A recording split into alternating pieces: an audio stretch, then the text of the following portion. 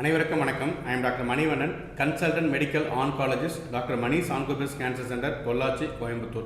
ஆக்சுவலாக பல வகையான வியாதிகள் இருந்தாலும் இந்த காலகட்டத்தில் கேன்சருடைய தாக்கம் ரொம்ப அதிகமாக இருக்குது. அதே போல் பல வகையான வியாதிகள் இருந்தாலும் மக்கள் மத்தியில் கேன்சரை வந்தால் நம்ம பிழைக்கவே மாட்டோம், கண்டிப்பாக இறந்துருவோம் அப்படின்ற ஒரு தப்பான செய்தி ரொம்ப ஸ்ட்ராங்காக இருக்குது. அதையும் தாண்டி வயசான காலத்தில், அதாவது ரொம்ப ஓல்டேஜில் கேன்சர் ட்ரீட்மெண்ட்டோ இல்லை கீமோதெரப்பியோ கண்டிப்பாக தாங்க மாட்டாங்க, வந்தால் கண்டிப்பாக இறந்துருவாங்க அப்படிங்கிறது ரொம்ப ஸ்ட்ராங்காக இருக்குது. அதாவது இந்த பாட்டி கேரளா சித்தூர் அந்த ஏரியாவிலேருந்து வந்திருக்காங்க. பாட்டியம்மா, உங்களுக்கு வயசு என்ன ஆகுது பாட்டியம்மா? 77. என்ன? 77 வயசாகுது. சரி, உங்களுக்கு என்ன தொந்தரவு இருந்துச்சுங்க? சாப்பாடு முரண்டுச்சு, அதுதான். அப்புறம் தான் நாட்டுக்கல்ல போய் 2 டாக்டர்கிட்டையும் பார்த்தேன். மணி டாக்டர், எலும்பு டாக்டர். சரி, அதுக்கப்புறம் சாப்பாடு முழுங்குறது சிரமம் இருந்துச்சு. நம்ம ப்ராப்பராக இன்வெஸ்டிகேட் பண்ணதில் oesophagus cancer stage 4, 78 years oesophagus cancer stage 4ங்கிறது கன்ஃபார்ம் ஆகிடுச்சு. பாட்டியம்மா, நம்ம உங்களுக்கு கீமோதெரப்பிலாம் கொடுத்தோம் இல்லைங்களா?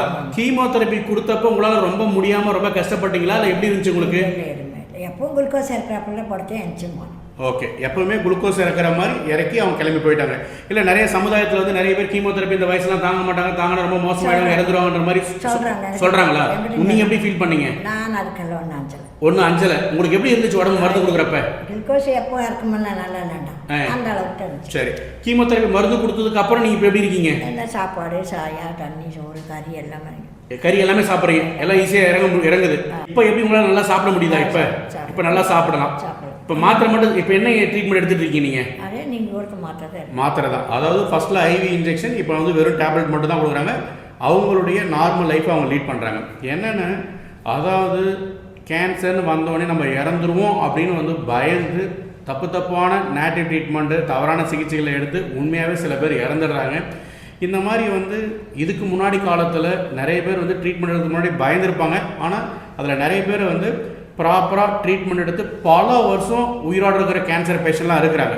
ஆனால் அவங்க ட்ரீட்மெண்ட் எடுத்து முன்னாடி ரொம்ப பயந்துருப்பாங்க. இந்த மாதிரி ப்ராப்பராக ட்ரீட்மெண்ட் எடுத்து கம்ப்ளீட்டாக க்யூரான பேஷண்ட் எல்லாமே அவங்களுடைய எக்ஸ்பீரியன்ஸு ப்ளஸ் பாசிட்டிவான வேர்ட்ஸை நம்ம இந்த வீடியோவில் பதிவிடுறதால மற்ற நியூவாக கண்டுபிடிக்கிற கேன்சர் பேஷண்ட் அதை பார்க்குறப்ப அவங்களுக்கு ஒரு ஊக்கம் மருந்து மாதிரி இருக்கும். அவங்க தவறான சிகிச்சைக்கு போக மாட்டாங்க, ப்ராப்பராக ட்ரீட்மெண்ட் எடுத்துப்பாங்க. நீங்கள் கஷ்டப்பட்ட மாதிரி அவங்க கஷ்டப்பட மாட்டாங்க. உங்களில் நிறைய பேர் ஒன்ஸ் கேன்சர்னு கண்டுபிடிச்சதுக்கப்புறம் பயந்து அதுக்கப்புறம் ட்ரீட்மெண்ட் எடுத்து கம்ப்ளீட்டாக ரெக்கவர் ஆகிருப்பீங்க. பட் ஒன்ஸ் உங்களுக்கு கேன்சர்னு கண்டுபிடிச்சதுக்கப்புறம் எந்த அளவுக்கு வெக்ஸ் ஆகிருப்பீங்க. பட் ட்ரீட்மெண்ட் முடிச்சதுக்கப்புறம் அந்தளவுக்கு பெரிய விஷயம் இல்லையே அப்படின்னு உங்களுக்கு இப்போ தெரியுது இல்லைங்களா?